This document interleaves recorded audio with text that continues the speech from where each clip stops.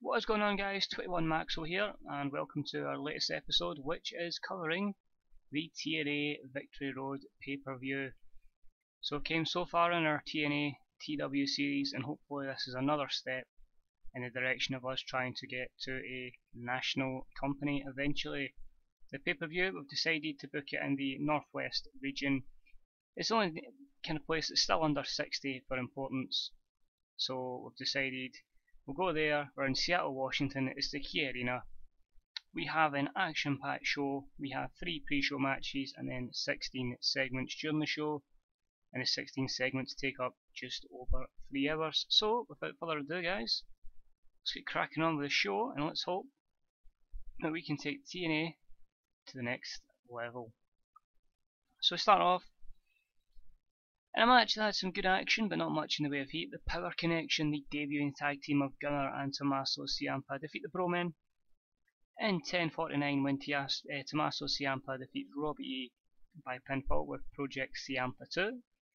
You know, that's decent. We get a 61C. It's a good match considering the low momentum for all 4 wrestlers. So I'm happy with that. Good chemistry between the Bro-Men, and there are no skill worker improvements, but I'm happy with that. That's a good start. I then decided a 6-way knockouts match, in a match that had some good action but not much in the way of heat. Beth defeated Gail Kim, Hikaru Shida, Velvet Sky, Vida Scott and Melissa in 9:31 when Beth defeated Velvet Sky by pinfall with a fast roll up, so just a knockout pinfall out of nowhere. 52D plus, it gets a knockout storyline over. Gail Kim's improving her technical skills and Vida Scott is improving her rumble skills, so all good there. And the final pre-show match in front of the 16,940 in attendance was a bout that featured great action and average heat, and Adam Cole defeats Rhett Titus in 13:18 by pinfall with the Florida Key. 75B-, obviously he wasn't on the card, but he is going to have a major impact on this pay-per-view, Mr. Cole. And he's improving his rumble skills, so another positive. Now guys, it's time for the pay-per-view. So I went back to the old pyro.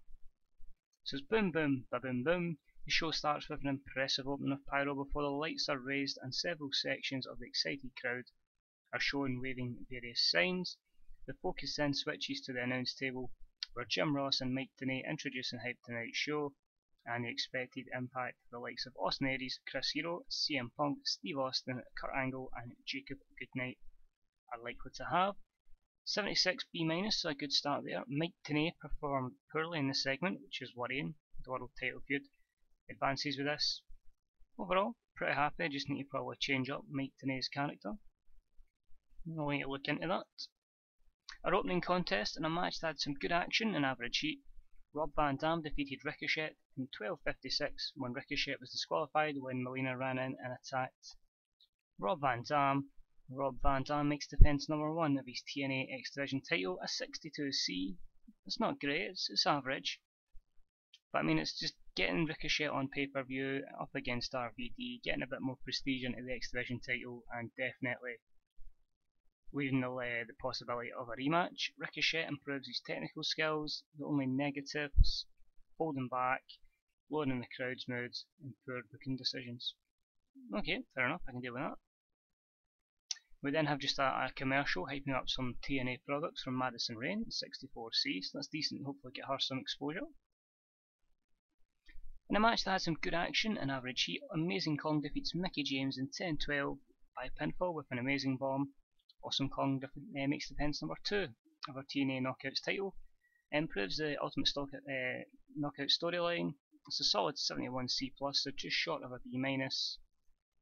And you know, it's one of the matches where it looks Mickie James is so close, but she just can't reach the title, and could she win it further down the line?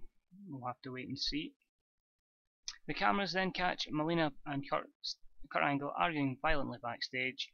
Melina Ruka becomes so incensed she threatens to sue Kurt Angle for every penny he has. She's upset obviously because of the disqualification to her client Ricochet.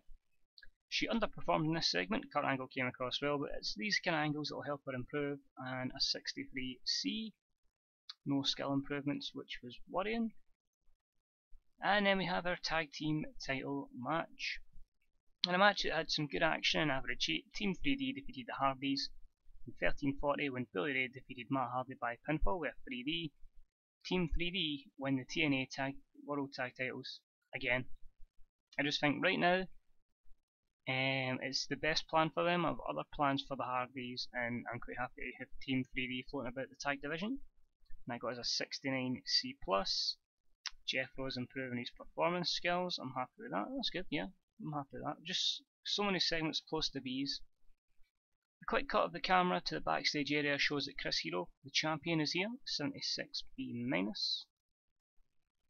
In a match that had some good action and average heat, Eddie Edwards defeated Davey Richards in 15:35 by pinfall with a chin checker. Solid 60C.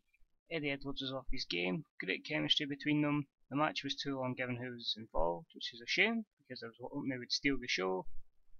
The Hungriest Wolf storyline is advanced, but that'll probably be the end of it. That'll be the end of the feud and both will move on. And it's just basically because of the length of the pushes, that's why it's upset. We gave him 15 minutes. Steve Austin takes Austin Aries backstage to sign a waiver so that the company isn't responsible for him breaking doctor's orders. 77B. A cheap angle just to get Austin on television and get a good segment out of him. But basically just playing the fact, Austin Aries, if you get injured, we take nothing to do with it, you're on your own. In the match against Chris Hero. In about that featured great action and average heat, Hawkins defeated AJ Styles in 17:13 by pinfall, with a taste of pain following interference from Adam Cole. The match also had a lot of interference. Doug Williams, Redmond, Drew Galloway and Harry Smith all interfered against AJ Styles, and Hawkins wins the TNA Central Championship. Because AJ Styles was only in a long deal, the plan was him to take it off Cole and then him to drop it to an up and coming talent. So obviously we've not got AJ Styles on the roster anymore, we're going to have to try and bring him back in. But I'm happy with that, and it's a solid 68+, it gets the title off him. Hawkins was visibly tired, but it's still a solid mid-card match. And then AJ Styles is in the ring when suddenly, all of a sudden he's attacked by Adam Cole, Redmond, Drew Galloway, Harry Smith and Doug Williams. So they're attacking them again and just basically putting them off. A 54C-. For some bizarre reason this was all done off script, which is a shame. AJ Styles improvised well, Adam Cole didn't follow the script, Redmond was struggling, Drew Galloway performed well because it was off script, Harry Smith struggled, but Doug Williams came across very well, and so the ones that really benefited were AJ, Doug Williams, Drew and Adam Cole. Redmond's had a bit in there, and Doug Williams is improving at acting. That's cool, you know, it's one of these segments, it doesn't really go scripted, you just need to attack, and it's a shame some of them struggled. In the match had some good action and average heat. Bobby Lashley defeated Jacob Goodnight in 13:40 with a quick cradle, basically just because we had Kane go over as a dominant monster and Lashley got the lucky break with a quick pinfall. That'll probably be the end of their feud as well. But we really need some high ratings now to save us. Matt Striker is backstage with CM Punk talking about his upcoming match. 77B, CM Punk looked a star, Matt Striker was dreadful. Matt Striker's developing better performance skills, that's only going to happen over time, so I'm happy with that. And about the featured good action and a good crowd, CM Punk defeated Samoa Joe in a 30-man Iron Man match by 3 falls to 1. Samoa Joe as a dreadfully stale character, change is really needed. Samoa Joe and Punk have great chemistry, that's the best match I've had out of Joe so far, that's an 83B+. Samoa Joe's improving technical skills and performance skills, CM Punk's improving performance skills, but that is a really good match. Cheers Joe. I think we'll definitely look at changing his character. Matt Striker is in the ring now for a talk show segment. His guest is a cardboard cutout of Adam King. Well, that really wasn't the plan. The plan was basically just he was going to interview Adam Cole here and then Adam Cole, frustrated further on, was just going to destroy Matt Striker as well. So that's the gist of what I was aiming here. That is a 63C. In your main event match, and about that featured great action and a good crowd, Chris Hero defeated Austin Aries in 24:58 by pinfall after using a foreign object. Chris Hero makes defense number 2 of his TNA World Heavyweight title. I was worried about this match because this was the 4th time I'd used it, because they had feuded earlier on. Thankfully we didn't get penalised, they had their best match, the 82B is outstanding, and both men are improving performance skills, only small negatives, but I'm really happy with that. Overall, we get an solid 80B show there. and that show increased our popularity in 23 regions, so I'm absolutely delighted with that. We'll have CM Punk, I think we'll say CM Punk, good example. Chris Hero, good example, and Samoa Joe, praised for a great performance. So we'll see what they say. Punk's happy, Hero's pleased, Joe's pleased. So let's see how we did with our buy rate. We'll obviously check our finances, and we'll check the likes of our creative meeting to see who's hot, who's not, who's on the decline, who is the man that we really need to start pushing, because we are literally only 8 weeks away from Bound for Glory or WrestleMania, and we have to try and get that show as close to an A as possible, which with 8 weeks worth of build and you've still got a pay-per-view in between, we'll have to see what happens. Zeb Coulter leaves the WWE. I'm not going to lie, that is a chance to bring in a good manager. Dutch, would you like to come in on a 6-month contract and become a manager? We'll offer it to Dutch. His microphone, charisma 78, 75. He's over though, you know, the 74's help, so we're going for him. We really struck gold with the show, so that's a really good sign that that was good. Nothing massive there regarding the WWE. Big trouble in little MDW. That's my development company. No, don't tell me they're going in debt. Alright, so the more important stuff at the moment, and that's just basically we've secured the signature of AR Fox. He's in to help the X Division, so that's why he's left all these companies. I doubt we're going to get Fergal Devitt. No schedules have been released, we never got anything. AJ's going back due to the loan spell. Celestial Bonnie wants to come up, that's cool, we've got all them sorted. This is the main one. What's the buy rate? A 1.90, I'm pretty sure that's my best buy rate so far. I'm really happy with that. We'll check the size. 73, 65, 68. Northwest is still at 59. But we've got another 65, so we get 4 over. So again, we still need to work in Mid-Atlantic, Mid-South, Midwest, Southwest. We're getting so close, we're nearly there. And we're going to be finally national. So that should be done. If I can keep going at this rate, it should be done for Bound for Glory. Momentum's up to 77. Prestige is 70. My decision is to bring in the signing of Sarah Stock as a... should we make her a healer face?